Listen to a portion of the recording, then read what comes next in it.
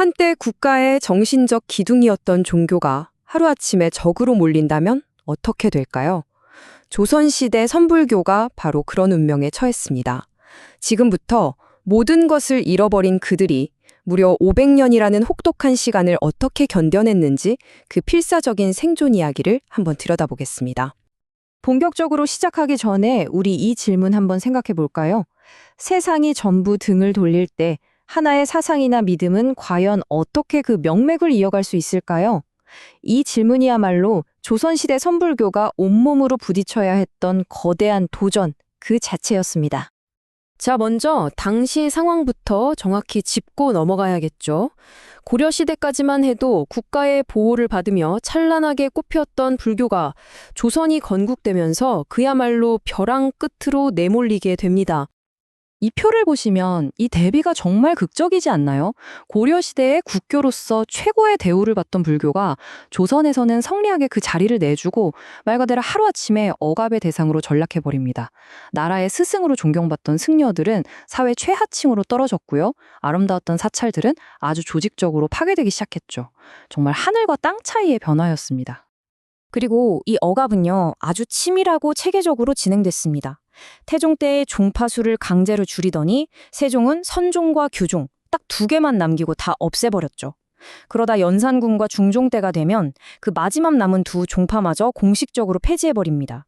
심지어는 사찰의 불상을 녹여서 무기를 만들 지경에 이르렀어요. 아니 이게 믿겨지세요? 부처님의 얼굴을 녹여서 사람을 해치는 칼을 만들었다는 거잖아요. 이 시점에서 제도권 안에 있던 불교는 사실상 완전히 사라졌다고 봐야 합니다. 자, 그럼 이런 절체절명의 위기 속에서 선불교는 도대체 어떻게 살아남았을까요? 첫 번째 전략은 바로 영적인 혈통, 다시 말해 스승과 제자로 이어지는 그 관계에 모든 것을 거는 것이었습니다. 여기서 핵심 개념이 바로 문중입니다. 한번 생각해 보세요.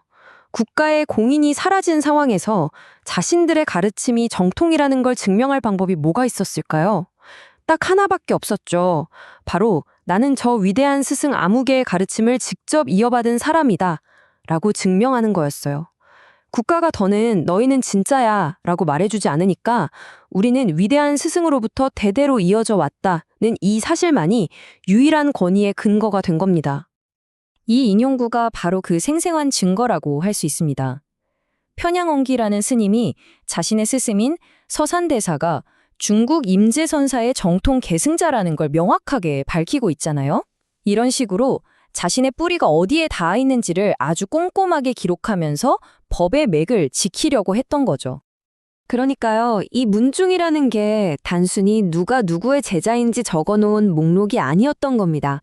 이건 공식적인 지원이 모두 끊긴 암흑기 속에서 선의 가르침이라는 마지막 불씨를 지키기 위한 그야말로 처절한 생존 전략 그 자체였습니다. 자, 이제 두 번째 생존 전략으로 넘어가 볼게요. 이건 바로 소수의 비범하고 카리스마 넘치는 개인, 그러니까 위대한 스승들에게 전적으로 의존하는 방식이었습니다. 거대한 조직이라는 배가 침몰해버리니까 이제 선불교의 운명은 몇몇 위대한 개인이라는 작은 뗏목에 올라타게 된 거예요. 이들의 엄청난 의지와 역량에 모든 것이 달리게 된 거죠. 바로 이분들이 그 영웅들입니다. 서산대사는 글로써 흩어진 사상을 하나로 모으려 했고 백곡천흥은 부당한 정책에 직접 맞서 싸웠습니다. 벼감각성은 수많은 제자를 길러냈고 환성제한은 사라져가는 귀한 문헌들을 지켜냈죠. 저마다의 방식으로 꺼져가는 불꽃을 다시 살리려고 애썼던 겁니다. 세 번째 전략은 좀 의외라고 느끼실 수도 있어요. 밖으로 뻗어나갈 길이 막히자 그들은 안으로, 즉 이미 존재하던 경전에 대한 깊은 학문적 분석과 논쟁으로 방향을 틀었습니다. 생각해보면 당연한 일이었을지도 몰라요. 새로운 사상을 만들거나 널리 알리는 게 정치적으로 불가능한 상황이었잖아요. 그럼 그 모든 지적인 에너지가 어디로 갔을까요? 바로 옛 선사들의 어록과 경전을 깊이 파고들어서 그 의미를 새롭게 해석하고 또 그걸로 서로 논쟁하는 방향으로 집중된 겁니다. 그리고 이 숫자를 보면 와, 정말 당시 상황을 극명하게 보여줍니다. 70%가 넘어요. 조선시대 전체를 통틀어 나온 선불교 학술 저서에 무려 70% 이상이 바로 이 억압의 시기에 쏟아져 나왔다는 겁니다. 밖으로 나갈 길이 막히니까 그 에너지가 전부 안으로 향하면서 엄청난 지적 탐구의 폭발을 일으킨 거죠. 그 대표적인 예가 바로 이 선 논쟁인데요.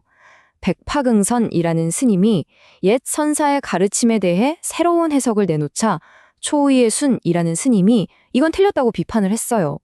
그러자 각자의 제자들이 이 논쟁에 뛰어들면서 이게 수십 년간 이어지는 거대한 철학 배틀이 된 겁니다. 억압 속에서도 그들의 지적인 생명력은 이렇게나 치열하게 타오르고 있었던 거죠. 자, 그럼 이제 정리를 좀 해볼까요? 이런 생존을 위한 옴부림들이 과연 조선 선불교에 어떤 유산을 남겼을까요? 거기에는 분명한 빛과 그림자가 함께 있었습니다. 보시는 것처럼 모든 생존 전략에는 대가가 따랐습니다. 혈통을 지키려다 보니 딱딱한 파벌이 생겨났고 영웅적인 스승 한 명에게 의지하다 보니 가르침이 제각각 흩어졌습니다. 옛 지혜를 깊이 파고들었지만 자칫 새로운 것을 낳지 못하는 죽은 학문이 될 위험도 안게 된 것이죠. 생존은 결코 공짜가 아니었습니다. 결국 조선의 선불교는 살아남았습니다. 하지만 그 과정에서 본질적인 변화를 겪을 수밖에 없었죠. 그래서 우리는 마지막으로 이런 질문을 던지게 됩니다. 생존을 위해 스스로를 바꿔야만 했던 전통. 과연 그것은 과거의 그것과 여전히 똑같은 전통이라고 말할 수 있을까요? 이 질문에 대한 답은 아마 여러분 각자의 몫일 겁니다.